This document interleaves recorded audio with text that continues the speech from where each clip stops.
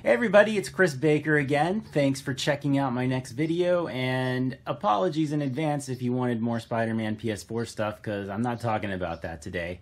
I will again, don't worry. But I was just at a big retro gaming convention called TooManyGames near Philadelphia, and it was awesome. And there was a lot of really cool superhero game related stuff there. A lot of them are very expensive. I thought it'd be fun to go through what the most valuable games I saw there were. So yeah, let's do that. At number 11, we have a complete in-box Batman Return of the Joker for NES, coming in at $170. For some reason, Sunsoft decided to release a Batman game without Batman on the cover. And for his weapons? Hey, guns!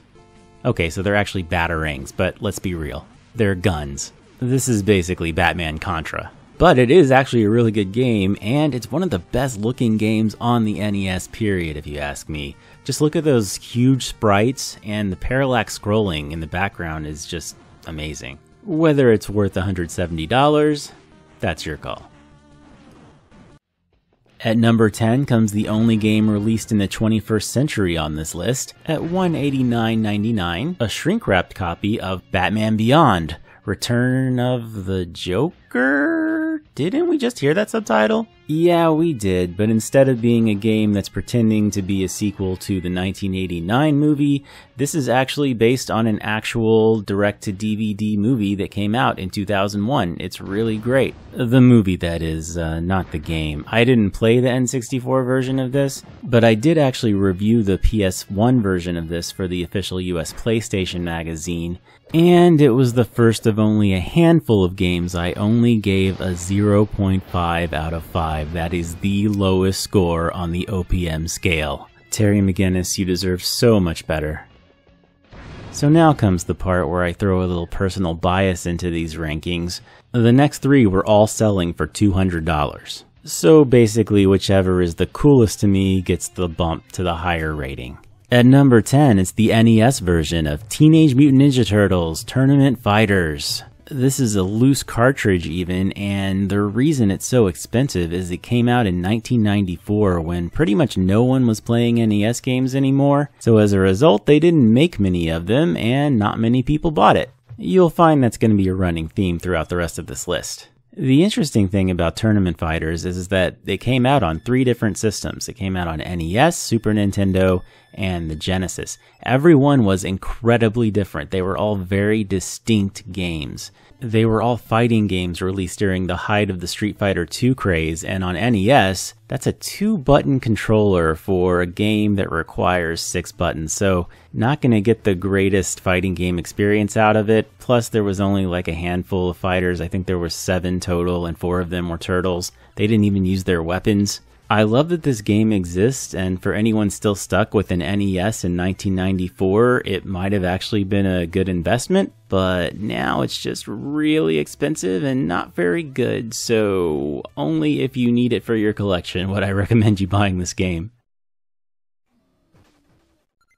At number 8, it's a complete in-box copy of The Punisher for Sega Genesis from Capcom. This came out in 1994, and it's based on the arcade game that came out the year before. It's a very good port. Of course, the graphics aren't as good, and they've actually toned down quite a bit of the violence, most notably in the very beginning. In the arcade version, you see Frank's family actually get killed.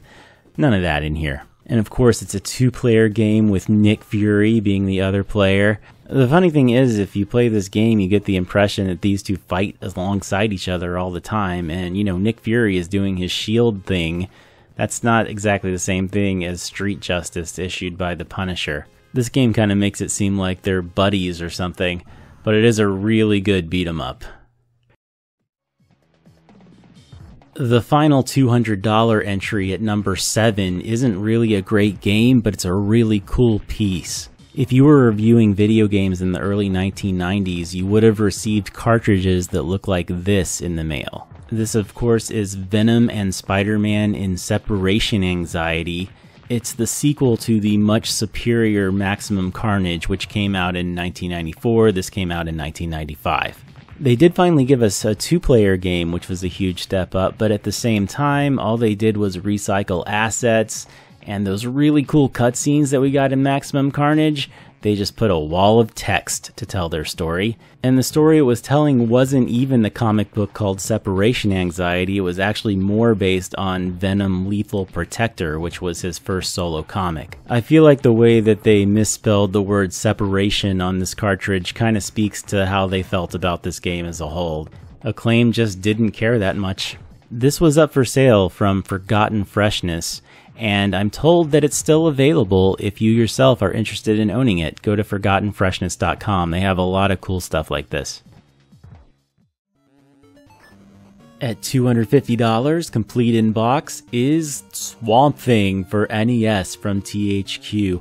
I was recently on Retronauts, the awesome retro gaming podcast, talking about it. A lot of people probably have never heard of the Swamp Thing cartoon, which aired all of 5 episodes in, I think it was 1990, might have been 91. And they got this game, which came out like in 1992. They probably started development of the game after the show was already off the air. Because, you know, the game is just a basic side-scrolling punch and kick kind of thing. But yeah, just the fact that it's based on this cartoon that nobody saw. I actually assumed when I played this game the first time that it was based on the USA show. It's not. Everyone should look this up on YouTube. Look up the cartoon's just theme song.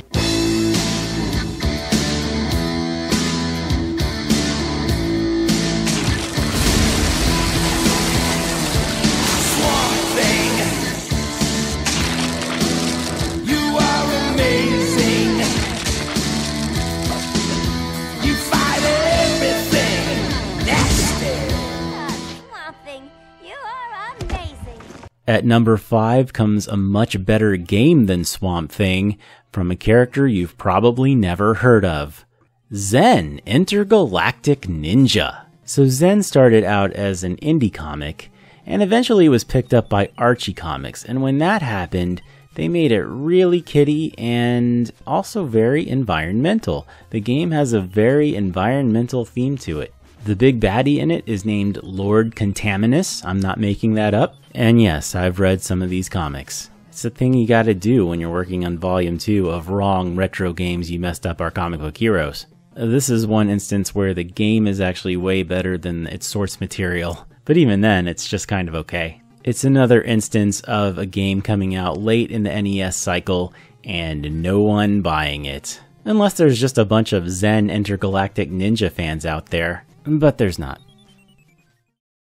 Number 4 is a sealed copy of Teenage Mutant Ninja Turtles The Hyperstone Heist, $269.99. This was more or less Konami's Genesis version of Turtles in Time, but it had a lot of differences. In fact, it was kind of a greatest hits game between the original arcade game and Turtles in Time, except it would have its own settings, but familiar boss fights like the Baxter Stockman boss fight and the Leatherhead boss fight, they were the same things, just in different settings. This game actually segues nicely into number 3. Teenage Mutant Ninja Turtles 4 Turtles in Time for Super Nintendo. This complete in-box copy is $280, and it's one of the killer apps from the early days of the Super Nintendo. A classic beat-em-up that's even better than the arcade version because they added some levels. This is actually an instance where I think it's the game's quality that makes it worth so much. It wasn't necessarily rare. And Krang stealing the Statue of Liberty is way cooler than what they did in the Hyperstone Heist. Even though really neither makes any sense. What are you going to do with the Statue of Liberty? And number 2, at $300, comes one of my favorite Super Nintendo games, The Adventures of Batman and Robin, complete in box. In my opinion, this is the best Batman game until Arkham Asylum. It really respects the Batman character while also offering some great gameplay diversity. I always loved how it sort of adapted episodes of Batman the Animated Series and The Adventures of Batman and Robin, for which it's named. And then there's just great gameplay touches, like you throw a Batarang and you can get a thug to drop his gun. This isn't a game I hear people talk about a lot, but it certainly deserves to be talked about, and obviously people know that it's worth playing, and I think that's why it's worth $300. But it's still way behind the game that's at the top of the list. And that game is The Amazing Spider-Man Web of Fire. Here's a loose copy I saw for $249.99. Then I saw this complete in-box copy for $550, which is way more than Adventures of Batman and Robin already. But then I found an unopened copy. $944.99. So why is this game worth so much? Well, it's not very good. It's really weird too, because, well, for one thing, Spider-Man's teaming up with Daredevil, which I guess isn't so weird, but the main adversary is Hydra. And the enemies you're fighting are Dragon Man, the Eel, no rhinos, no scorpions, no green goblins. It's all enemies you don't really normally associate with Spider-Man, although it is actually based on a storyline from the comics. But the reason it's so sought after is that it is widely reported to be the very last game ever released for the Sega 32X. If you don't know, the Sega 32X was an add-on to the Sega Genesis that upped the system's capabilities from 16-bit to 32-bit. It was kind of neat, but it was also very expensive and not very practical. It pretty much crashed and burned. I bought mine about a year after it came out for $20 with a copy of Star Wars Arcade. And man, I wish I'd bought this game when it came out, cause I want it. It is my holy grail. I really want a copy of Web of Fire at some point in my life. Of course, it'll probably be like $5,000 by the time I can even afford what it is right now. And it's certainly not going to get any better as a game.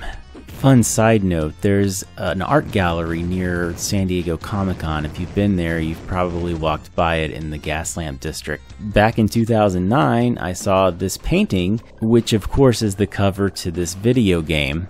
A bargain at $9,250 framed, and I just thought it was funny that they identified this as a comic book cover with no specifics. They obviously had no idea what it was actually from. I did. If you're still with me, then I think you and I should probably hang out, because not a whole lot of people have this really profound love of old superhero games. Anyway, I hope you enjoyed that. We'll get back to more forward-looking material in the near future. And in the meantime, just like, subscribe, all that good stuff. I'll talk to you later. Bye, everybody.